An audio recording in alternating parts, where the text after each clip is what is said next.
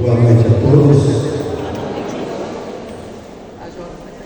É com grande prazer que hoje recebemos aqui o Padre Luiz Paulo, que vai nos trazer, na sequência desse nosso congresso mariano, hoje ele vai nos trazer os dogmas marianos. Então, por favor, pedimos ao nosso querido Padre Luiz Paulo. Boa noite, Padre. É um grande prazer recebê-lo aqui. Sinta-se à vontade. A casa da mãe também é a sua casa, já que tens como paróquia Nossa Senhora Aparecida, né? Então, aqui Nossa Senhora das Estrelas. Sinta-se à vontade. Obrigado, Diácono, pela vinda. Bom, antes de iniciar a conferência, vamos fazer uma oração pedindo a intercessão de Nossa Senhora nessa prova jogada com o título de Nossa Senhora das Estrelas, pedindo a intercessão, a proteção, o auxílio da Virgem Maria, sede da sabedoria. Em nome do Pai, do Filho e do Espírito Santo. Amém. Vinde, Espírito Santo, enchei os corações dos nossos fiéis e acendei neles o fogo do vosso amor. Enviai o vosso Espírito e tudo será criado, e renovareis a face da terra. Oremos. Ó Deus, que instruísse os corações dos vossos fiéis com a luz do Espírito Santo, fazei que apreciemos certamente todas as coisas, segundo o mesmo Espírito, e gozemos sempre da sua consolação. Por Cristo Senhor nosso. Amém. Rezando a oração da Ave Maria, pedimos a intercessão de Nossa Senhora, que a Virgem Maria interceda por nós, por este tempo de oração, de estudo e formação. Ave Maria, cheia de graça, o Senhor é convosco. Bendita sois vós entre as mulheres, e bendito é o fruto do vosso ventre, Jesus. Santa Maria, Mãe de Deus, rogai por nós, pecadores, agora e na hora da nossa morte. Amém. Nossa Senhora, sede da sabedoria, orai por nós. Em nome do Pai, do Filho e do Espírito Santo. Amém.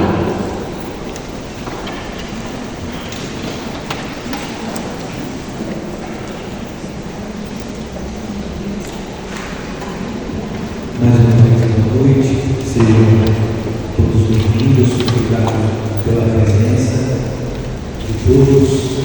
Nós, padres da Igreja Católica, organizamos com muito carinho esse congresso mariano, considerando que as paróquias da cidade de Itapetininga, a maioria das paróquias, são paróquias cujo título é um título mariano. Nós temos Nossa Senhora das Estrelas, Nossa Senhora Aparecida do Sul, Nossa Senhora Aparecida, Nossa Senhora das Graças. Nós temos inúmeras Nossas Senhoras, que é uma mesma Nossa Senhora. Inúmeros títulos que são lembrados nessa cidade de Itapetininga. Isso revela que a nossa cidade é uma cidade mariana e, por excelência, nós temos a nossa catedral, a nossa diocese, que também recebe o título de Nossa Senhora dos Prazeres. Então, isso revela muito, revela que a nossa cidade é uma cidade que ama Nossa Senhora, venera Nossa Senhora.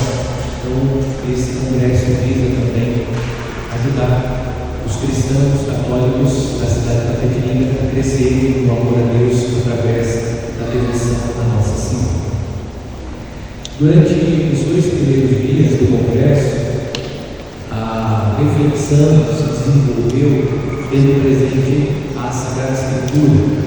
O Padre Leonardo refletiu sobre Nossa Senhora nos Evangelhos sinóticos, portanto, Mateus, Marcos e Lucas.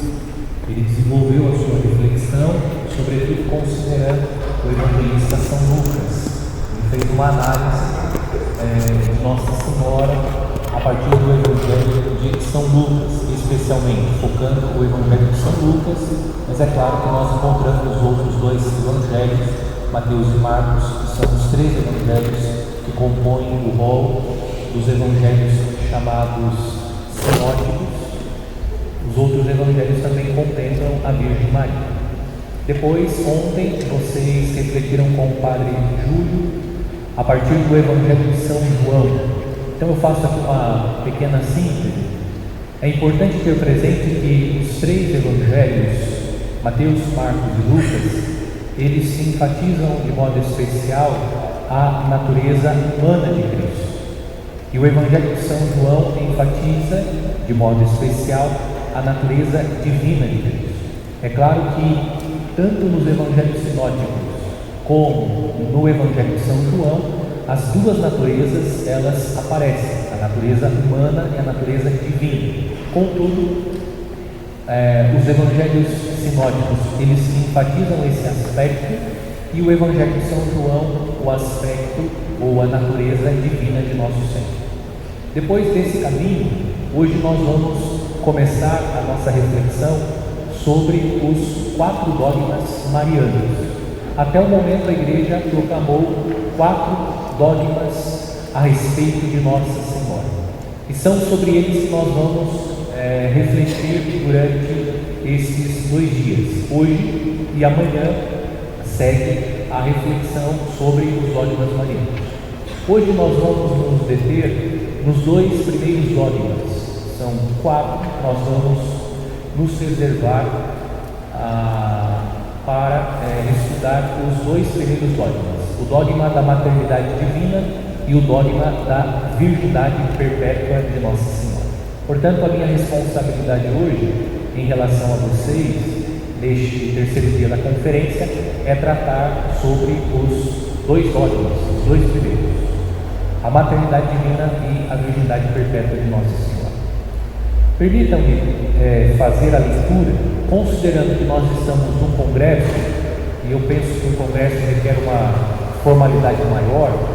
Eu tive o cuidado de preparar um texto, e claro, e a partir desse texto eu vou tecendo os comentários, e também acredito que isso ajuda a aprender melhor a ideia de cada um dos dogmas e aquilo que de fato cada dogma expressa, sendo que o dogma é uma verdade de fé. Então a minha preocupação também em fazer uma exposição clara, de tal modo que não haja nenhuma confusão. Afinal, a intenção não é gerar confusão, a intenção é justamente apresentar o dogma tal como ele foi proclamado pela Igreja. Então, nesse primeiro ponto, eu gostaria de falar sobre o dogma. Então, uma consideração rápida do que é o dogma. Após a ascensão do Senhor aos céus, coube aos apóstolos, já transformados pelas graças de Pentecostes, a missão de instruir os homens na Boa Nova. Então lembramos que depois que Jesus voltou para o Pai, nosso Senhor transfere para a sua igreja, a igreja que é o corpo místico de Cristo, a missão que ele recebeu do Pai. Os apóstolos recebem a missão de perpetuar na história, até a vinda gloriosa de Cristo, a obra de nosso Senhor. E a obra de nosso Senhor é a obra da salvação. O que São João diz no capítulo 3: Deus, amou tanto o mundo que enviou o seu Filho, e o desejo de Deus é que todos os homens se salvem. Cristo transfere a sua missão para a igreja, para que os apóstolos, a igreja, pudessem perpetuar na história a obra de Cristo. Cristo envia sobre a igreja o Espírito Santo. A igreja, então, depois da ascensão de nosso Senhor aos céus e revestida pela força do alto, o Espírito Santo, a igreja perpetua na história, até a vinda gloriosa de nosso Senhor, a obra salvífica de Cristo. A missão da igreja é de instruir os homens na Boa Nova, proclamar a Boa Nova de Jesus Cristo, o Evangelho, de tal maneira que, conhecendo a verdade apregoada pelos enviados, cheguem todos à salvação. É interessante, me permitam aqui citar o direito canônico, que é a minha área. A lei suprema da igreja é a salvação das almas, a salus animarum. Então, tudo aquilo que a igreja realiza, ela visa justamente anunciar a boa nova. E a boa nova pregada por Cristo visa a salvação dos homens. Portanto, a igreja recebendo de Cristo a missão de perpetuar na história a sua obra salvífica, por isso a igreja revestida pelo Espírito Santo, ela tem a missão justamente de pregar a verdade para que os homens, conhecendo a verdade, possam chegar todos à salvação. Como a palavra de Deus é expressa com as limitações próprias da linguagem humana, e estando as nossas mentes sempre sujeitas a enganos, era inevitável surgirem dúvidas e dificuldades na compreensão do sagrado depósito da fé, dando origem às mais variadas interpretações. Nós sabemos que a Sagrada Escritura é a palavra de Deus. Nós não temos dúvida que na Sagrada Escritura nós encontramos verdadeiramente a palavra de Deus. Contudo, a palavra de Deus, ela está contida em palavras humanas, que são passíveis de interpretação. Por isso que muitas dificuldades acabam surgindo no seio da igreja. Essa palavra de Deus, ela precisa ser interpretada. E quem interpreta legitimamente a palavra de Deus é o magistério da igreja. Os bispos e o Papa, como sucessores dos apóstolos, constituem o magistério da igreja, e o magistério da igreja tem a responsabilidade de interpretar legitimamente a Sagrada Escritura. Inclusive, isso nos diferencia dos nossos irmãos evangélicos. Eles, somente a Escritura.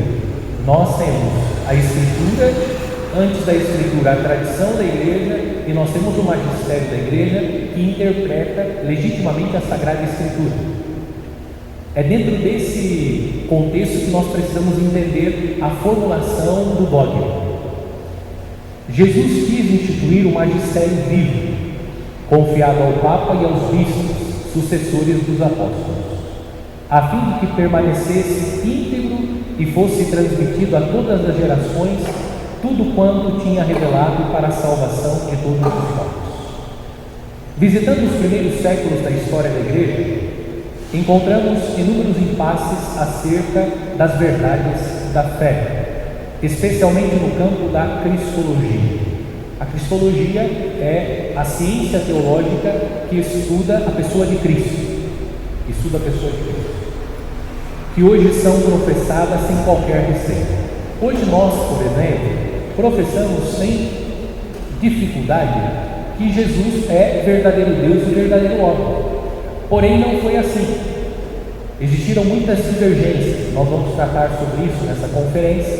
Existiram muitas divergências sobre a pessoa de Cristo, no que tange a compreensão de Cristo, das naturezas de Cristo. Portanto, coube ao magistério da igreja estabelecer de forma muito clara quais são as verdades a respeito da pessoa de Cristo. E aqui entra o papel fundamental do dogma.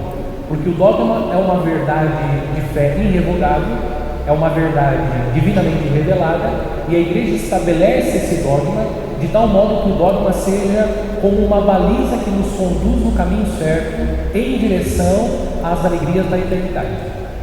Porque se a Escritura ela é passível de interpretação meramente pessoal, isso gera uma série de confusões, e nós vemos isso nos dias de hoje.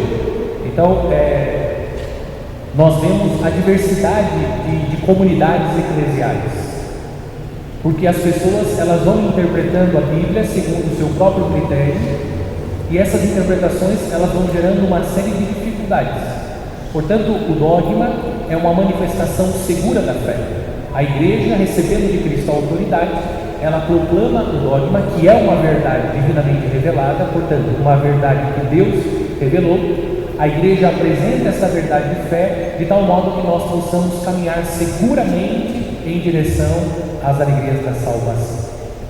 É neste contexto de conflitos interpretativos da palavra de Deus, escrita ou contida na tradição, que o magistério vivo, por singular assistência do Espírito Santo, define doutrinas em matéria de fé e moral. O Papa não pode errar em matéria de fé e moral.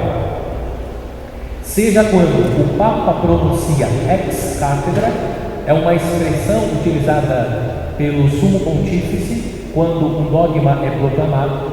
O Papa usa essa expressão latina, ou o Colégio Episcopal exercendo o Supremo Magistério em união com o sucessor de Pedro. Quando acontece essa segunda hipótese? Quando os bispos estão reunidos num concílio, por exemplo, o Concílio de Trento, o Concílio Vaticano II não é um concílio dogmático, embora nós temos algumas constituições dogmáticas, mas o Concílio de Trento, por exemplo, é um concílio dogmático. Os bispos reunidos em comunhão com o sucessor de Pedro, o Papa, proclamam verdades de fé que devem ser acolhidas pela Igreja, pelos cristãos, pelos fiéis, como verdades irrevogáveis. Portanto, os dogmas são verdades de fé apresentadas aos cristãos, cujo teor é irrefutável. E por isso mesmo são aceitos com adesão irrevogável. Se eu não aceito o dogma, eu não estou em comunhão com a Igreja. Porque trata-se de uma verdade divinamente revelada que é proclamada, seja pelo Papa, quando diz ex cátedra, seja pelos bispos reunidos nos últimos tempos, os bispos reunidos em concílio, que proclamaram em comunhão com o sucessor de Pedro que aquela era uma verdade de fé que deveria ser aceita por toda a Igreja. Longe de serem imposições arbitrárias, os dogmas são luzes ou balizas no caminho de nossa fé, que o iluminam ou norteiam e tornam-o seguro. Penso que essa é uma definição muito bonita de dogma. Considerar que o dogma é uma luz, é uma baliza. O dogma ilumina de tal modo que nós podemos caminhar com segurança, porque aquele caminho que nós estamos percorrendo é um caminho seguro que nos leva às alegrias do céu. Nós não podemos esquecer que a missão da Igreja é a salvação das almas. Portanto, a proclamação do dogma é uma manifestação segura da nossa fé, portanto, é uma baliza que nos conduz seguramente à salvação, quando nós acolhemos e vivemos esta verdade de fé. Uma definição rápida sobre o dogma. Agora os dogmas. O contexto histórico do dogma da maternidade divina. Bom, entre tantos dogmas que a Igreja já proclamou, que nós aqui não teríamos condições de contabilizar todos os dogmas, porque são inúmeros dogmas nós temos. O dogma da Eucaristia, da presença real, substancial e verdadeira de Jesus na Eucaristia, o dogma que nós vamos tratar aqui hoje, da natureza humana e divina de Cristo, o dogma da Igreja triunfante, padecente e militante. Então nós temos um conjunto vasto de dogmas que são verdades de fé. Hoje nós vamos refletir sobre os dogmas marianos, os dois primeiros. O contexto histórico do dogma da maternidade divina. Conforme mencionamos, os primeiros séculos do cristianismo foram recheados de heresias, isto é, negações de determinadas verdades de fé ou questionamentos que colocam em dúvida as verdades de fé. Quando nós pensamos nos dogmas, nós podemos ter a impressão que tudo foi proclamado com muita serenidade e de forma assim muito rápida a Igreja compreendeu aquela verdade de fé e o Papa prontamente proclamou, ou os bispos reunidos em concílio ou mesmo algum sínodo da Igreja, prontamente o dogma foi proclamado. Mas não foi assim. Houve na história da Igreja, especialmente nos primeiros séculos, no que se refere à pessoa de Jesus Cristo, muitas divergências sobre a compreensão da pessoa de Cristo. E isso vai provocando o que? São as heresias. Como eu trago aqui a definição, são negações de determinadas verdades da fé, ou questionamentos que colocam em dúvida as verdades da fé. Entre as heresias está um erro cristológico difundido por Apolinário, bispo de Laodiceia. Observem que aqui nós temos uma heresia proferida por um bispo. que é justamente nesse contexto da busca de compreensão da pessoa de Jesus Cristo. Mesmo os bispos, dentro desse contexto da busca da verdade a respeito da pessoa de Jesus Cristo, bispos inclusive disseram heresias, o qual, alegando a necessidade de salvaguardar a unidade de Cristo com Deus, porque o arianismo, que é uma outra heresia que nós não vamos entrar aqui, o arianismo negava a divindade e a consubstancialidade de Cristo com o Pai, e ensinava que o Verbo, encarnando-se, ocupara o lugar da alma humana de Jesus. O arianismo, ele provocou a constituição do credo niceno e depois niceno-constantinopolitano. No credo niceno-constantinopolitano nós temos aquela expressão gerado e não criado, consubstancial ao Pai. Isso está relacionado a essa heresia, porque Ario negava a divindade de Cristo, ou seja, que Cristo não tinha a mesma substância do Pai. Então a igreja insere no credo para que isso fique claro, que Cristo, sim, ele é consubstancial ao Pai, ou seja, ele tem a mesma substância do Pai. A substância do Pai é a substância divina. Então Jesus tem a natureza divina. O que realmente Apolinário estava afirmando? Esta sua doutrina afirma que só o corpo de Jesus é realmente humano. Apolinário defendia que Jesus tinha somente o corpo humano. Jesus não tinha uma alma humana. Ele tinha apenas um corpo humano. A Escritura caminha em sentido contrário à afirmação de Apolinário. Por exemplo, o apóstolo São Paulo, no hino cristológico da carta aos Filipenses, ensina que nosso Senhor, existindo em forma divina, não considerou um privilégio ser igual a Deus, mas esvaziou-se, assumindo a forma de servo e tornando-se semelhante ao ser humano. Veja que São Paulo caminha em sentido contrário, porque São Paulo está afirmando que Jesus, mesmo sendo ele Deus, não se apegou ociosamente à sua condição divina, mas esvaziou-se, assumindo a forma de servo e tornando-se semelhante ao homem. O que São Paulo está dizendo? Que Cristo foi verdadeiramente homem. Apolinário estava caminhando em sentido contrário, dizendo que Jesus tinha apenas o corpo de homem, não tinha a alma de homem. Sigo citando a Escritura. O escrito dos Hebreus completa dizendo: de fato, não temos um sumo sacerdote incapaz de se compadecer de nossas fraquezas, pois ele mesmo foi tentado em tudo à nossa semelhança, sem todavia pecar. No escrito dos Hebreus nós também encontramos essa afirmação: Jesus foi igual a nós em tudo, exceto no pecado. Portanto, a própria Escritura atesta que Jesus foi de fato homem, verdadeiro homem. Ele tem tudo aquilo que um homem tem, ele possui tudo aquilo que o ser humano possui, ele só não pecou. Jesus não incorreu em pecado, porém Jesus foi igual aos homens em tudo. Isso é afirmado pelo apóstolo São Paulo, e isso é afirmado no escrito dos Hebreus. A posição de Apolinário abre caminho para o monofisismo. O monofisismo é uma outra heresia que surgiu na história da igreja. O que afirmava o monofisismo? Que Cristo tinha uma única natureza. Negava-se que Cristo possuía duas naturezas. O que eu estou querendo dizer? Se você parte do pressuposto que Apolinário está certo, que Jesus tinha apenas o corpo de homem, mas não tinha uma alma humana, você está negando que Cristo assumiu verdadeiramente a natureza humana. Ele assumiu parte da natureza humana, e isso leva a acreditar que Cristo tem uma única natureza. Isso é uma heresia, porque Cristo tem duas naturezas.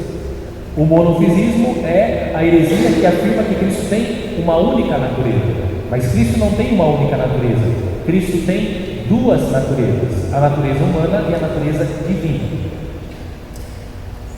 Ou seja, Jesus não assumiu verdadeiramente a natureza humana. Portanto, ele tem apenas uma natureza, a natureza divina. Como a encarnação, humanização não foi completa, seria incompleta também a nossa salvação, visto que aquilo que não foi assumido não foi salvo. Se Cristo não assumiu verdadeiramente a nossa humanidade, se ele assumiu apenas uma parte da humanidade, significa que aquilo que não foi assumido por completo não foi redimido por completo. O homem não foi redimido completamente. Portanto, isso foi considerado uma heresia. Porque a afirmação de Apolinário indica que Cristo não assumiu completamente a humanidade. Não assumindo completamente a humanidade, Cristo não redimiu completamente o homem. Contra os apolinaristas, levantou-se um outro herege, Nestório. Vejam a quantidade de heresias que nós temos nos primeiros séculos da igreja, todo esse movimento para compreender a pessoa divina. Levantou-se Nestório, patriarca de Constantinopla, também por isso, defendendo a integridade tanto da natureza humana como da natureza divina, mas afirmando um erro oposto. Agora Nestório afirma um outro erro sobre a pessoa de Jesus Cristo. Embora ele reconheça que Jesus tem natureza humana e natureza divina, mas aquilo que ele proclama não está em consonância com a verdadeira doutrina sobre a pessoa de Cristo. O que afirmava? Cristo seria Deus e homem, não no sentido católico da união hipostática do Verbo com a humanidade, mas formando um composto de duas pessoas distintas, havendo entre elas apenas uma união moral. O que Nestório está afirmando? Que de fato Cristo tem duas naturezas. Tendo ele duas naturezas, são duas pessoas e não uma única pessoa. Quando fala aqui de união hipostática, é uma palavra que vem da língua grega para significar essa união das duas naturezas numa única pessoa. Nestório reconhece que Cristo tem natureza divina e natureza humana, porém ele diz, mas são duas pessoas que têm uma intenção em comum, mas são duas pessoas. Isso foi refutado pela igreja. Essa doutrina indica que Maria não era mãe da pessoa divina, mas apenas da natureza humana de Cristo. Se você diz que Cristo ele tem a natureza humana e a natureza divina, porém são duas pessoas, essa heresia nos leva a dizer que Maria não é mãe do Cristo divino, porque as pessoas estão separadas. Portanto, deveria ser chamada, é uma expressão grega, Christotokos, ou seja, mãe de Cristo, e não Theotokos, mãe de Deus. E o dogma diz que Nossa Senhora é mãe de Deus, a maternidade divina, ela é a Theotokos. Diante disso, tendo à frente o grande São Cirilo de Alexandria, o concílio de Éfeso definiu no ano de 431. Essa é a definição dogmática do concílio. Se alguém não confessar que o Emanuel é Deus no sentido verdadeiro e que, portanto, a Santa Virgem é deípara, pois gerou segundo a carne o Verbo, que é Deus e veio ser carne, seja anátema, ou seja excomungado.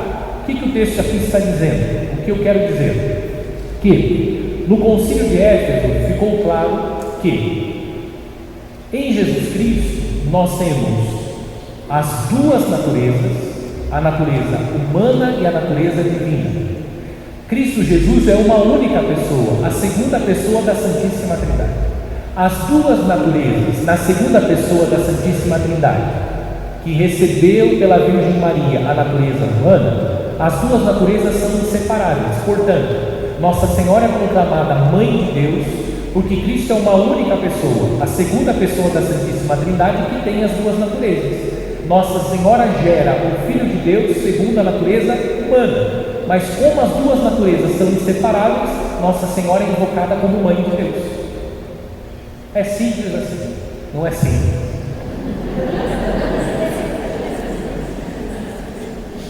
Vejam que a proclamação do dogma da maternidade divina está associada a uma verdade cristológica, uma verdade sobre a pessoa de Cristo, porque houve, nos primeiros séculos da Igreja, como eu fui elencando algumas heresias, inúmeras heresias a respeito da pessoa de Cristo.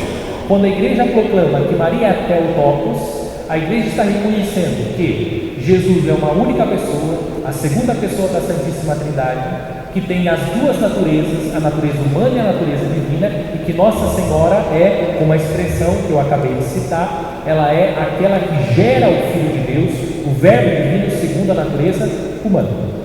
Por isso nós podemos chamar com tranquilidade Nossa Senhora Santa Maria, Mãe de Deus, porque as duas naturezas de Cristo, elas são inseparáveis, e isso é uma verdade. Depois as perguntas. Tá? Depois das perguntas. Ok? Então essa é a verdade de fé quando nós proclamamos que Maria é Mãe de Deus, que Cristo é uma única pessoa que tem as duas naturezas, a natureza humana e a natureza divina. Aqueles, conforme ensinou o concílio de Éfeso, não aceitam essa verdade, sejam anátema, ou seja, excomungados. A fundamentação bíblica, afinal, até aqui nós fizemos uma exposição do ponto de vista dogmático, então a Igreja proclamando esta verdade de fé. A fundamentação bíblica que sustenta, porque alguém poderia dizer, mas padre, e a Sagrada Escritura? Onde fica a Bíblia nessa história? Como que nós podemos, pela Sagrada Escritura que contém a revelação divina, dizer sem medo de errar que Nossa Senhora é a Mãe de Deus? É o que nós vamos fazer aqui. A proclamação do dogma da maternidade divina de Maria está associada às controvérsias dos primeiros séculos, como eu elenquei aqui num voo panorâmico, sobre a segunda pessoa da Santíssima Trindade. Mais precisamente, as questões controvertidas se referiam às duas naturezas de Cristo. Ele é verdadeiro Deus e verdadeiro homem. Nesses últimos dias, refletimos sobre a presença de Maria nos Evangelhos sinóticos, onde acentua-se a natureza humana de Cristo, reconhecendo que Ele é o Filho de Deus, mas também o Filho de Maria. Nos Evangelhos sinóticos, isso aparece nos Evangelhos que Jesus é o Filho de Maria, Maria de Nazaré, segundo a natureza humana. Coube a Maria gerar o Filho de Deus. Não temas, Maria, encontraste graça junto a Deus. Conceberás e darás à luz um filho, e lhe porás o nome de Jesus. Ele será grande e será chamado Filho do Altíssimo. Lucas 1, 30 a 32. Que é também o seu filho. Vejam que na manifestação do anjo, na revelação do anjo a Maria, que ela foi eleita por Deus para ser a mãe do Salvador, o anjo diz a Maria: darás à luz um filho. Portanto, Jesus é filho de Deus, mas também é filho de Maria. Ele é filho de Nossa Senhora, porque a Virgem Maria gerou Jesus segundo a natureza humana. O mistério da concepção de Jesus do ventre de Maria, de fato, é um mistério. Nós vamos ver no dogma da virgindade que a geração do Verbo divino no seio da Virgem Maria, a geração de Jesus, foi sem a participação humana. Esse é um mistério da fé. É o mistério da fé. Como uma vida pode ser gerada no seio de uma mulher sem a incursão humana, sem a participação do homem, do sexo masculino? É um mistério da fé. Nos Evangelhos sinóticos está claro que Jesus é Filho de Deus, mas também é Filho de Maria. É Filho de Nossa Senhora. O Filho por ela gerado, segundo a natureza humana, ele é Deus. Ele é Deus. Trata-se da segunda pessoa da Santíssima Trindade. As Escrituras revelam a natureza divina daquele que foi gerado por Maria, que foi gerado em Maria por obra do Espírito Santo. Há inúmeras passagens do Evangelho de São João que revelam a divindade de Jesus. Eu indiquei na minha introdução que o Evangelho de João ele acentua de maneira especial a natureza divina de Cristo. Vejam que nós encontramos apenas no Evangelho de São João uma profissão de fé clara sobre a natureza divina de nosso Senhor. São Tomé. Ele diz: meu Senhor e meu Deus. É uma profissão de fé pela qual São Tomé manifesta em alto e bom som que Jesus é Deus. Ele é Deus. Ele se apresenta com a expressão. Jesus se apresenta no Evangelho de João com a expressão: eu sou. Isso é recorrente no Evangelho de São João. Jesus frequentemente se apresenta aos discípulos com a expressão eu sou. Essa expressão encontra-se no Antigo Testamento. É uma expressão que nós encontramos no Antigo Testamento. Quando Moisés fez a experiência do encontro com Deus na sarça ardente e perguntou qual era o seu nome, Deus respondeu: eu sou aquele que sou. Eu sou aquele que sou.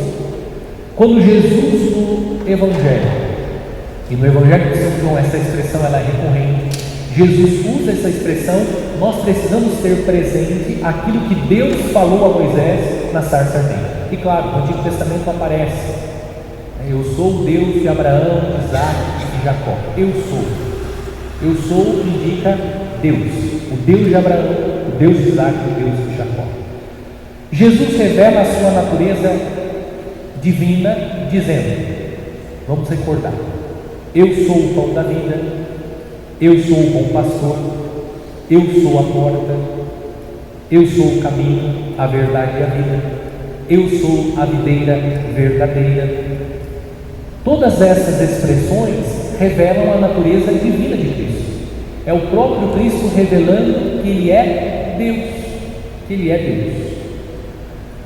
A revelação da natureza divina de nosso Senhor Jesus Cristo também se dá pelo anúncio dos anjos na noite de Natal. Tantas vezes nós participamos da noite de Natal e não notamos que na fala do anjo aos pastores revela-se a natureza divina de Cristo. Aos pastores disse o anjo: eu vos anuncio uma grande alegria, que será também a de todo o povo. Hoje na cidade de Davi nasceu para vós o Salvador, que é o Cristo Senhor. Aqui aparece também uma expressão que indica a natureza divina de Cristo. Eu volto para deixar bem claro. No Evangelho de São João, nas expressões eu sou, revela-se diante dos nossos olhos a natureza divina. Trata-se de uma expressão utilizada no Antigo Testamento que se refere a Deus. Portanto, a natureza divina de Cristo está muito clara diante dos nossos olhos. A Virgem Maria gera o Filho de Deus segundo a natureza humana, e aquele que ela gerou segundo a natureza humana se apresenta, se revela como Deus. Por isso podemos chamá-la Mãe de Deus. Voltando ao anúncio do anjo na noite de Natal, o versículo que nós acabamos de escutar é pequeno no seu tamanho, mas grande no seu significado teológico. Dizer que Jesus é o Cristo Senhor é muito significativo. Primeiro, porque Ele é o esperado pelo povo de Israel, aquele que foi anunciado pelos profetas, certo? Aqui eu gosto de fazer um esclarecimento, fazendo aqui um parênteses, um esclarecimento sobre aquele gesto litúrgico que nós acompanhamos há tantos anos, na Sexta-feira Santa. Vocês já participaram da celebração da adoração da cruz? Sim. E na celebração da adoração da cruz, nós temos um gesto muito significativo, que é o gesto do desvelamento da cruz. A cruz, ela é desvelada em 3 etapas. 3 etapas. Descobre-se primeiro a parte superior da cruz, a cabeça de Cristo, depois o lado direito e depois o lado esquerdo, removendo completamente o pé. Vocês sabem qual é o significado? Eu explico. Não se trata de criar um mistério. A igreja não quer criar na celebração um suspense. Vamos ver qual crucifixo o padre está usando na Sexta-feira Santa. Será que é aquele que está na sacristia? Será que é aquele que está no corpo da igreja? Será que é aquele que o padre tem em casa? Não é essa a intenção. Quando a igreja propõe o desvelamento da cruz em 3 etapas, a igreja está fazendo referência às escrituras hebraicas. Porque a escritura hebraica ela está dividida em 3 partes: a Torá, os profetas e os escritos. Quando a igreja desvela a cruz em 3 etapas, a igreja está dizendo: aquele que foi anunciado pelo Antigo Testamento, aquele que é esperado pelo povo hebreu, pelo povo judeu, é Jesus Cristo, o crucificado, que ressuscitará ao 3º dia.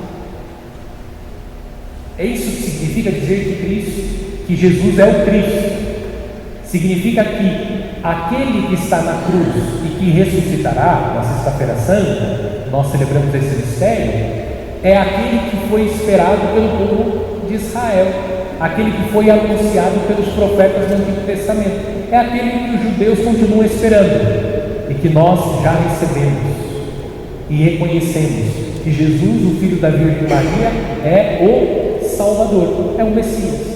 Por isso que a igreja na Sexta-feira Santa, ela desvela de maneira gradativa a cruz em 3 etapas, para que nós possamos proclamar e reconhecer que aquele que está na cruz, o que foi crucificado, Jesus de Nazaré, é o Messias, é o Salvador, anunciado pelos profetas, anunciado pela Torá, anunciado pelos Escritos.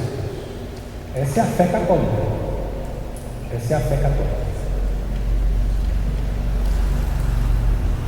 Segundo, essa é a expressão Cristo. Agora vem a expressão mais importante aqui na nossa fala.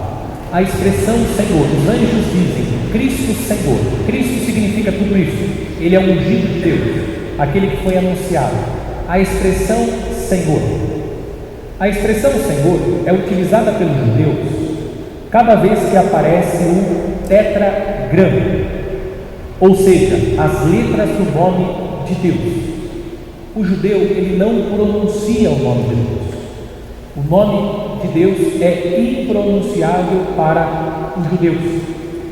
Cada vez que na Escritura aparece o nome de Deus, eles estão na leitura, fazendo, portanto, a leitura do texto. Quando surge o tetragrama, as letras do nome de Deus, eles pronunciam Adonai, que significa Senhor.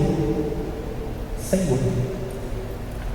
Nós damos um jeito de falar o nome de Deus. Yahvé, colocamos as vogais para que seja possível pronunciar. É aquilo que nós pronunciamos Yahvé.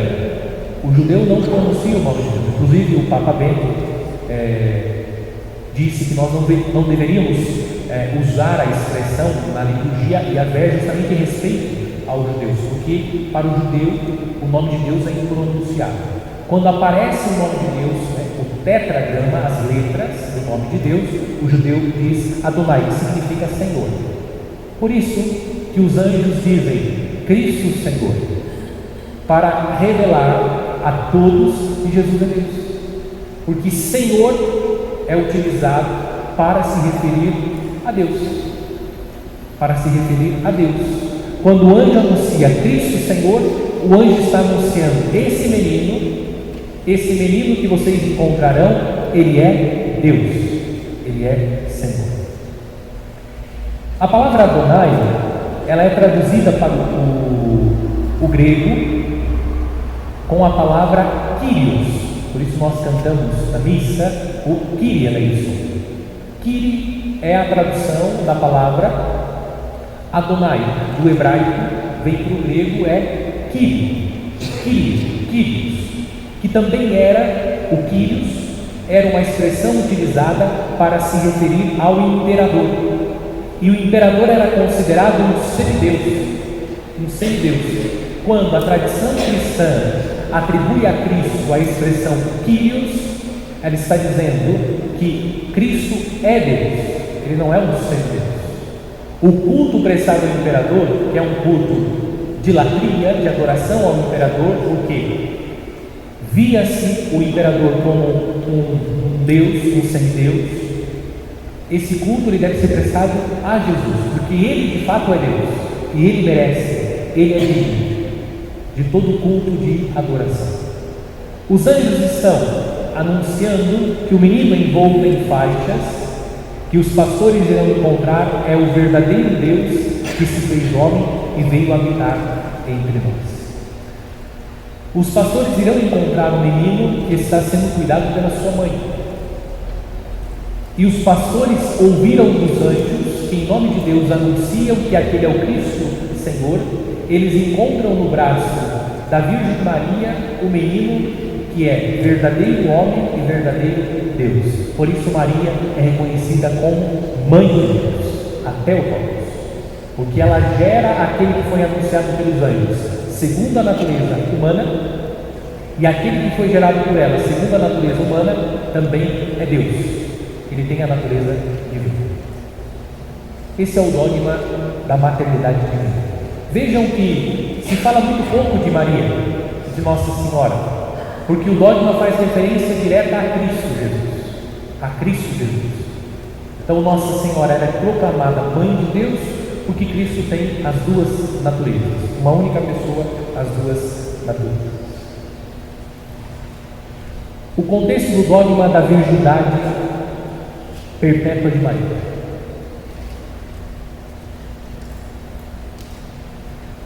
A virgindade perpétua da Mãe de Deus é sintetizada nesta forma: Maria foi virgem antes do parto, no parto e depois do parto.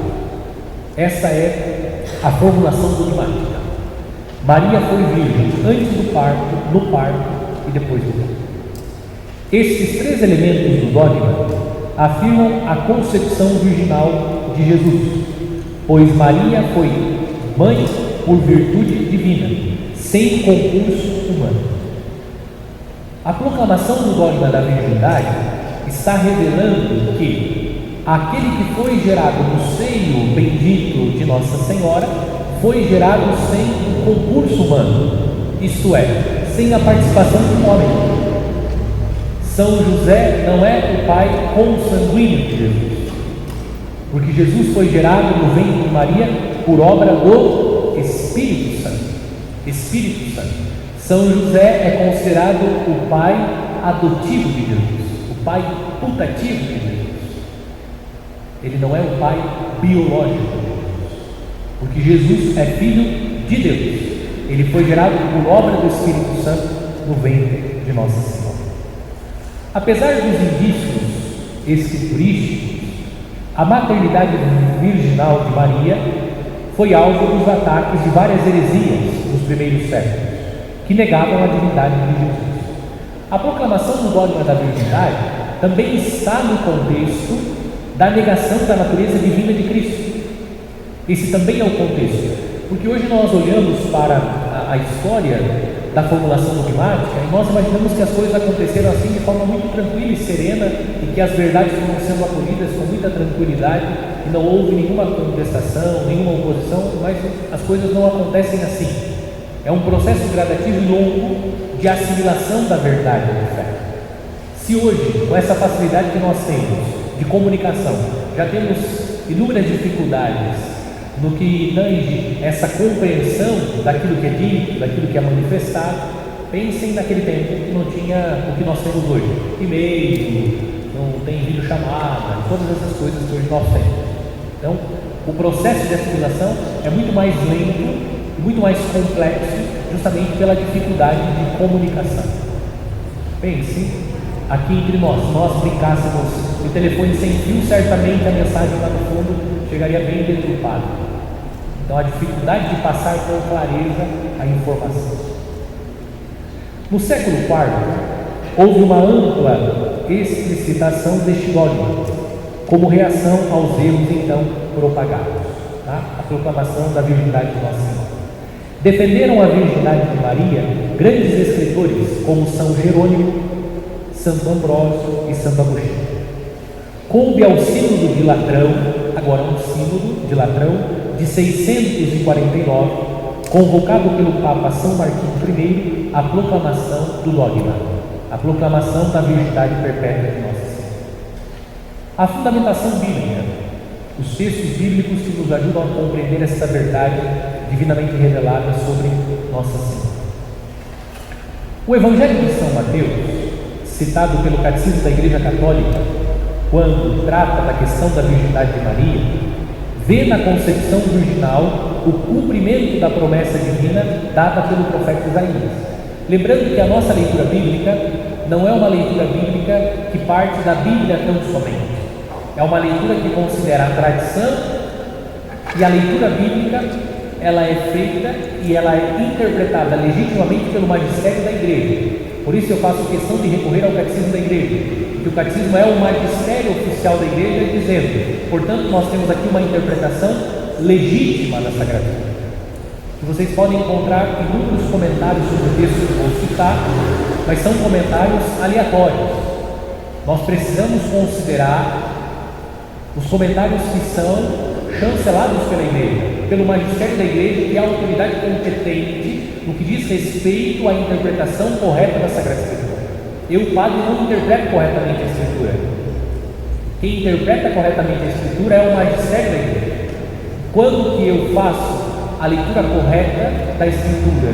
Quando aquilo que eu digo é a interpretação legítima do magistério da igreja, porque é o magistério da igreja que é a autoridade competente para a interpretação. Penso que isso precisa ficar claro, porque nós ouvimos uma série de interpretações erradas da Escritura, uma série de interpretações erradas da Escritura, que geram confusão entre os católicos. Nós precisamos considerar que a interpretação legítima da Escritura é feita pelo magistério, que sempre lê a Escritura considerando a tradição. Por isso eu fiz questão de citar alguns nomes relevantes da teologia católica: Santo Agostinho, Santo Ambrósio, São Jerônimo e outros tantos. O texto citado por São Mateus é a profecia de Isaías: eis que a Virgem ficará grávida e dará à luz um filho. A Escritura, indiretamente, revela a virgindade de Maria quando enfatiza que São José era o pai adotivo de Jesus. Aqui nós temos uma citação indireta da virgindade de Nossa Senhora. Nós vamos encontrar, eu vou citar os textos, nós vamos encontrar citações indiretas acerca da divindade. O texto que fala de maneira explícita é o texto de São Mateus, citando o profeta Isaías, que faz uma profecia a respeito da chegada do Messias. O profeta Isaías, quando profetiza, considera o seu momento histórico, mas como se trata da Escritura, que é inspiração divina, o autor sagrado escreve, faz a redação do texto, movido pela inspiração divina, portanto, é o Espírito Santo de Deus que inspira o autor. O sentido pleno da profecia de Isaías é atingido em Jesus Cristo, ainda que o profeta não tenha essa concepção. Claro que o profeta não sabe que daqui tantos séculos chegará uma virgem de Nazaré que vai gerar o Salvador. O profeta não tem isso presente. O profeta tem presente o seu momento histórico. Mas como a Escritura é inspirada pelo Espírito Santo, e essa é a beleza da Escritura, existe um sentido muito maior do que aquele previsto pelo próprio profeta, porque o homem tem a capacidade limitada, ele consegue pensar de forma bastante limitada. Mas como o profeta, o autor sagrado, escreve sob o influxo do Espírito, tem uma revelação mais plena do texto. Nesse caso, que a virgem anunciada é Maria. Aquele que será gerado no seio da virgem é Jesus, o Salvador, o verdadeiro Messias, o Cristo, que o anjo anuncia aos pastores. E nós encontramos outras citações acerca da virgindade de Nossa Senhora, citações indiretas da virgindade de Nossa Senhora. Quando a Escritura enfatiza que São José era o pai adotivo de Jesus, cita o texto: Jacó gerou José, o esposo de Maria, da qual nasceu Jesus, que é chamado Cristo. Veja, a Escritura está dizendo: Jacó gerou José, é a genealogia de Jesus. Jacó gerou José, o esposo de Maria, da qual nasceu Jesus, que é chamado Cristo. José é o esposo de Maria, mas o texto não diz que José é o pai de Jesus. Diz que Jesus é o filho de Maria, enfatizando que Jesus é filho de Deus, que foi gerado no seio da Virgem Maria, por isso é filho da Virgem Maria. Mateus 1,16. Outro texto: José, filho de Davi, não temas receber Maria, tua mulher, pois o que nela foi gerado vem do Espírito Santo. É o próprio anjo revelando a José. Nós lembramos assim, né? São José está todo apreensivo, porque Maria está gerando o Filho de Deus. Vejam, José não duvida da reputação de Nossa Senhora. José conhece mais do que ninguém a santidade, a pureza, a fidelidade, a honestidade, a idoneidade de Nossa Senhora. Aqui não se trata de um questionamento sobre a honestidade de Nossa Senhora, em hipótese alguma. São José conhece a Virgem Maria como ninguém, e dois santos se conhecem muito bem. A Escritura diz que São José é um homem justo, portanto São José não desconfia da honestidade de Nossa Senhora. Não é por esse motivo que São José quer deixar Nossa Senhora. São José é um homem tão humilde que ele quer deixar Nossa Senhora porque ele reconhece que a grandeza daquele mistério que está acontecendo na vida da Virgem Maria, ele não é digno de participar daquele mistério. Por isso ele decide deixá-la em silêncio, secretamente, para que a culpa recaia sobre ele. Porque uma mulher, Nossa Senhora estava comprometida com São José. Uma mulher que tivesse um filho fora daquela relação, ela seria morta, apedrejada. São José denunciando, Nossa Senhora seria apedrejada até a morte. Quando José decide deixá-la secretamente, ele está dizendo o quê? Eu vou assumir a culpa recairá sobre mim, eu a abandonei, eu engravidei e abandonei. Mas São José estava querendo deixá-la por temor a Deus. Isso é próprio do humilde, de alguém que vê a grandeza do mistério e se vê indigno de participar daquele mistério, e portanto eu prefiro deixá-la secretamente, porque não sou digno de participar desse mistério. Mas o anjo do Senhor quis. O anjo do Senhor é a expressão da vontade do próprio Deus, que quer que São José participe. São José é um homem encantador. Não se trata de um congresso josefino, mas a tentação de falar de São José é grande. É uma boa tentação. É grande falar de São José. E quando você começa a meditar sobre a vida de São José, é algo encantador. Vejam que são citações que não falam explicitamente da virgindade de Nossa Senhora, porém, os textos indiretamente estão revelando a virgindade de Nossa Senhora, que ela de fato foi visitada pela sombra do Altíssimo, que a envolveu, e pelo poder do Altíssimo, pela ação, por obra do Espírito Santo, ela gesta na sua pureza e na sua virgindade. Cito outro texto. Ele era, a respeito de Jesus, segundo se pensava, filho de José, diz a Escritura. Ele aqui, Jesus era, segundo se pensava, filho de José. O que a Escritura está dizendo? Jesus não é filho de José. Jesus, ele é o filho adotivo de José. Ele é o filho de Deus, porque ele foi gerado no seio da Virgem Maria por obra do Espírito Santo. Lucas 3:23, quem quiser anotar. Assim, vou citar os outros textos. Mateus 1:16, depois Mateus 1:20-21 e por fim Lucas 3:23. Nesses textos nós encontramos citações indiretas a respeito da virgindade de Nossa Senhora. O texto está dizendo que indiretamente São José não conheceu a Virgem Maria. Conheceu aqui significa o ato conjugal. Nós vamos entender. Padre, significa que o ato conjugal ele não deve ser praticado? É um ato pecaminoso? Claro que não. O ato conjugal é um ato santo, um ato que deve ser vivido por aqueles que abraçaram o matrimônio, por isso o ato conjugal. Não é disso que nós estamos falando. Nós estamos falando de algo singular, peculiar à Virgem Maria. Aliás, Nossa Senhora, na história da salvação, ela é única. Ela é única.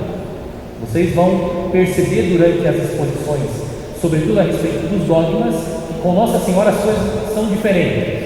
Deus tem um tratamento especial com Nossa Senhora. Tudo com ela é diferente. Tudo com ela é diferente. Por isso que Nossa Senhora não é uma mulher comum. Não tem como. É insanidade. É insanidade, no mínimo é insanidade dizer que Nossa Senhora é uma mulher como outras mulheres. Porque, do ponto de vista da Sagrada Escritura, isso não se sustenta em hipótese alguma. A virgindade de Maria Santíssima expressa, agora aqui a interpretação do dogma. A virgindade de Maria Santíssima expressa a sua submissão total aos desígnios de Deus. A virgindade perpétua de Nossa Senhora expressa a sua submissão total à vontade de Deus. Mulher obediente, que aceita radicalmente a vontade do Senhor, consagrando-lhe sem reserva a sua vida. Nós temos a irmã lá no fundo, beneditina, a consagração da vida a Deus. A virgindade de Nossa Senhora expressa a sua consagração radical a Deus, de tal modo que não há espaço na sua vida, a não ser espaço para fazer a vontade de Deus. Então a virgindade perpétua de Nossa Senhora expressa o seu desejo sincero, verdadeiro, de consagrar totalmente a sua vida a Deus, a submeter todos os seus planos aos desígnios de Deus. Alguém que já não se vê mais como dona de si, alguém que se coloca verdadeiramente nas mãos de Deus, entregando-se completamente aos desígnios de Deus. É a consagração. Esse é o chamado que Deus fez a Nossa Senhora. Deus faz um chamado especial a cada um de nós. Diz a Virgem Maria: eis aqui a serva do Senhor, faça-se em mim segundo a tua palavra. A virgindade de Nossa Senhora expressa aquilo que ela mesma diz: eis aqui a serva do Senhor, faça-se em mim segundo a tua palavra. O dogma da virgindade revela que Jesus é o Filho unigênito do Pai, gerado, não criado, desde toda a eternidade. Observem que o dogma da virgindade está também indicando que Jesus é o Filho unigênito de Deus, que Ele é o Filho unigênito de Deus. Nós precisamos considerar, quando lembramos do dogma da virgindade, que Jesus é o Filho unigênito de Deus.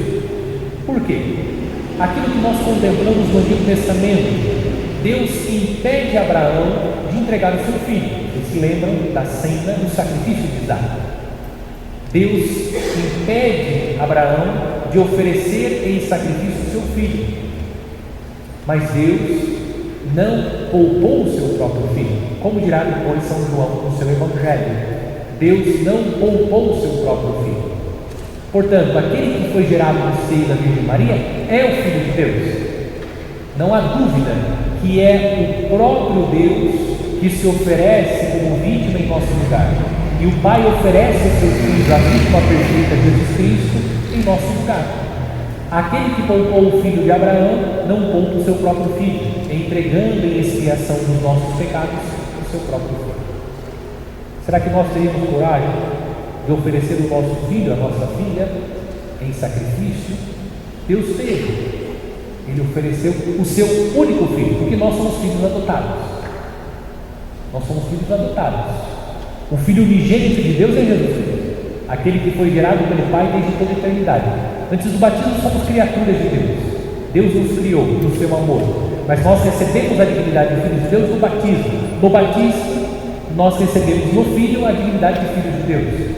Por isso, na cena do batismo, aparece o Espírito Santo em forma de pomba, também a nuvem, e da nuvem vem a voz que diz: este é o meu Filho muito amado. Jesus entra nas águas do Rio Jordão, santifica as águas do Rio Jordão, para que nós também, recebendo sobre nós as águas do santo batismo, pudéssemos ouvir a mesma voz: este é o meu Filho amado, esta é a minha filha amada. E isso é possível graças a Jesus Cristo. Então nós somos filhos do Filho, e a dignidade de filho nós recebemos no batismo. Antes do batismo nós somos criaturas de Deus. O dogma da virgindade também revela que Jesus é o Filho unigênito, o Filho único de Deus que foi oferecido pela nossa salvação. Concluo. Os dogmas marianos, os dogmas que hoje nós refletimos, proclamam as verdades referentes à Virgem Maria, que nos remetem às verdades de fé sobre a segunda pessoa da Santíssima Trindade. Não nos esqueçamos que ambos nos remetem a Cristo, às verdades cristológicas. Ambos os dogmas estão fazendo referência a Cristo. Sendo assim, os dogmas marianos podem ser considerados dogmas cristológicos, porque no dogma mariano nós encontramos também verdades acerca de Cristo. Isso é de uma beleza estupenda. Por quê? Porque eles estão em função da revelação de Jesus Cristo como Senhor e Salvador. Porque não há outro nome debaixo do céu pelo qual nós podemos ser salvos, a não ser o nome de Jesus. Só Ele pode nos salvar. Por isso, não há reserva alguma quanto ao culto prestado a Maria, pois a verdadeira devoção a Nossa Senhora, balizada pelos dogmas, sempre nos conduz à união mais profunda e íntima com Deus. A verdadeira devoção à Virgem Maria, que deve ser balizada pelos dogmas marianos, sempre nos conduz à união mais profunda e íntima com Jesus. Por isso nós não precisamos ter medo da devoção a Nossa Senhora, porque a verdadeira devoção, quando ela considera essas verdades de fé proclamadas pela Igreja, a devoção nos conduz a uma comunhão mais íntima e profunda com Deus. Obrigado.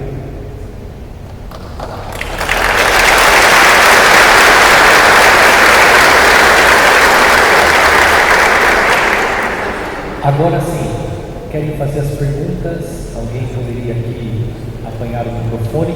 Tem a senhora aqui que quis fazer uma pergunta, que ela está guardando.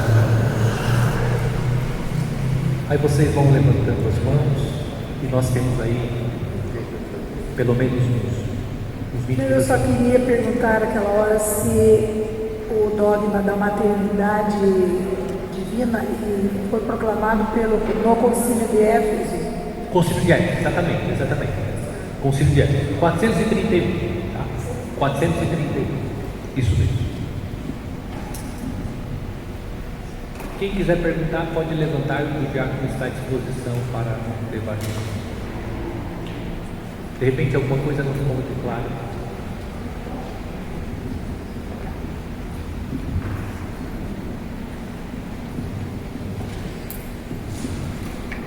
Na tradição da igreja, antes desse primeiro concílio de Éfeso, já existia alguma devoção mariana? Pode. Inclusive tem uma história em relação ao dogma da maternidade divina. Conta-se que isso está nos livros de história, que depois que foi proclamado o dogma, porque isso nasce no coração do povo também.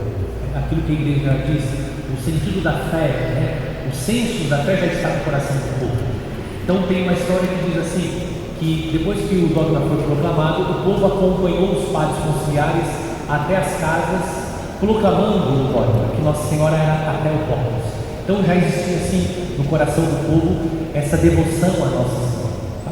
A formulação dogmática, ela vem depois, por uma necessidade de tornar isso mais claro, de tal modo que essa devoção ela seja segura. Por isso eu terminei dizendo que a verdadeira devoção, portanto, balizada pelos dogmas, elas proporcionam uma união mais profunda com Deus. Tá? Mas sim, já existia uma devoção.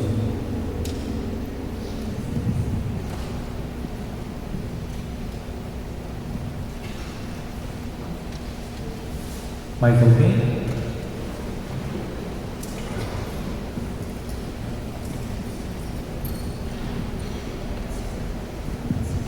Padre, agora em outubro, né, é o sínodo dos bispos com o Papa. Tem algum dogma que será proclamado agora em outubro, com essa reunião que vai ter dos bispos? Porque eu sou do apostolado da oração e a intenção do Papa para o mês de outubro é rezar pelo sínodo. Isso. Não. O sínodo, os últimos sínodos que a igreja tem convocado, claro, o Papa tem convocado, não visa a proclamação de dogmas. Não visa. O que visa? Visa a caminhada pastoral da igreja. Ou seja, a igreja, por alguma razão, ela se reúne para refletir sobre um determinado tema. Como já houve o sínodo da família, nós tivemos o sínodo da palavra, então é para refletir sobre a caminhada da igreja. E a intenção dos últimos sínodos não foi a proclamação de nenhum dogma. Aliás, aquilo que nós temos no que diz respeito aos dogmas, isso já é muito suficiente para a nossa salvação. Nós temos, como eu falei, mas a intenção não.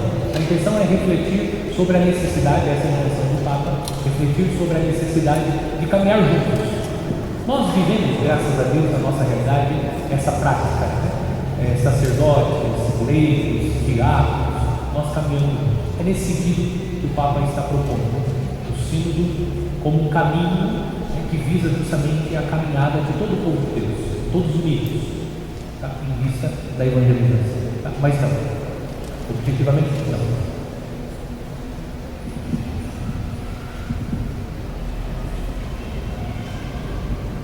Mais alguém?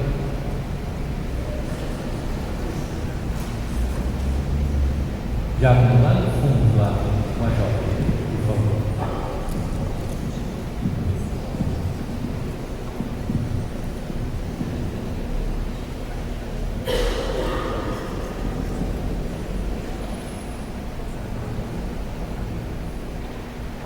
Estou chegando.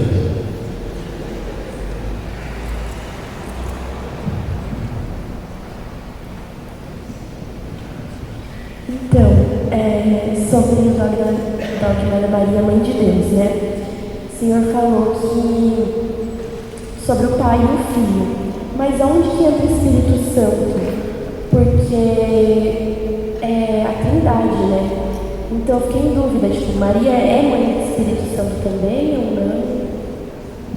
Ok, obrigado pela pergunta. Veja, Maria é mãe de Deus. Por que ela é chamada, invocada Mãe de Deus? Porque ela gerou, segundo a natureza humana, a segunda pessoa da Santíssima Trindade. É por esse motivo que ela é invocada como Mãe de Deus, porque as duas naturezas de Cristo, elas são indissociáveis. Então o Verbo Divino assumiu verdadeiramente a natureza humana, e essa natureza humana o Verbo Divino recebeu por meio de Nossa Senhora. Então, quando a igreja proclama que a Virgem Maria é a Theotokos, a Mãe de Deus, ela está dizendo: Cristo, a segunda pessoa da Santíssima Trindade, tem as duas naturezas que são inseparáveis, mas ela não é mãe do Espírito Santo, ela não é mãe do Pai, porque quem assumiu a natureza humana foi a segunda pessoa da Santíssima Trindade, e ela gera a segunda pessoa da Santíssima Trindade, porque essa pessoa assumiu a natureza humana. Então ela não é mãe do Espírito Santo e ela não é mãe do Pai, porque o Espírito Santo e o Pai não assumiram a natureza humana. Quem assumiu a natureza humana foi Cristo, segunda pessoa da Santíssima Trindade. Certo? Então a resposta é não, ela não é mãe do Espírito Santo, ela não é mãe do Pai, porque Deus não tem mãe. Jesus tem mãe porque ele assumiu a natureza humana. Por isso que a proclamação do dogma é a Deípara. Por quê? Porque ela é mãe segundo a natureza humana, porque o Verbo Divino assumiu a segunda pessoa da Santíssima Trindade, a natureza humana. Tá? Ficou claro? Mas veja que o Espírito Santo está presente. É por obra do Espírito Santo que Maria concede o Verbo Divino.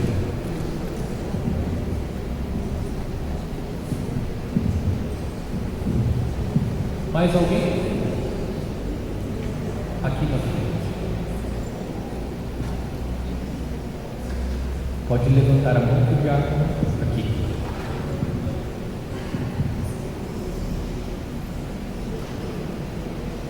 Quem?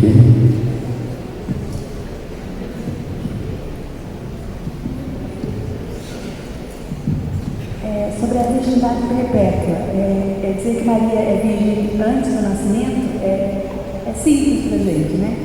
Mas e durante? O que a igreja, durante e depois, o que a igreja diz na hora do parto, por exemplo, né? Como foi o nascimento de Jesus? Isso.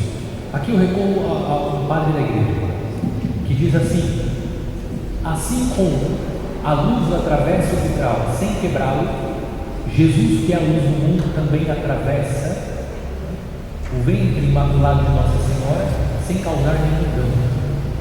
Mistério da fé. Mistério da fé. Então essa é uma expressão belíssima, porque assim como o raio atravessa o vidro sem quebrá-lo, Jesus, que é a luz do mundo, atravessa o ventre bendito de Nossa Senhora sem causar qualquer dano. Então é a conservação intacta da Virgem, né? Porque ela é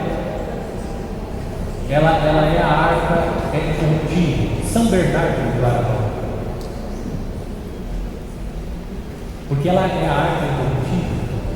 Nós refletimos sobre isso na solenidade da Assunção de Nossa Senhora, incorruptível, então se mantém intacta, ela é toda de Deus. Agora não entendam isso, né, sempre como algo pejorativo relacionado à geração dos filhos, não é? Absolutamente, tá? Porque às vezes algumas pessoas causam essa confusão, não tem absolutamente nada em relação a isso, tá? E também a ideia que a dor do parto, ela é fruto do pecado. E vocês vão aprender amanhã que Nossa Senhora, ela é a Imaculada. A Imaculada. Tá? Então o processo, né, de parir é um processo doloroso, como fruto do pecado. Portanto, Nossa Senhora é privada dessa dor, porque ela não tem pecado. Ela é a Imaculada. Então é como o raio do sol que atravessa os vitrais. É belíssima essa imagem. Mais alguém?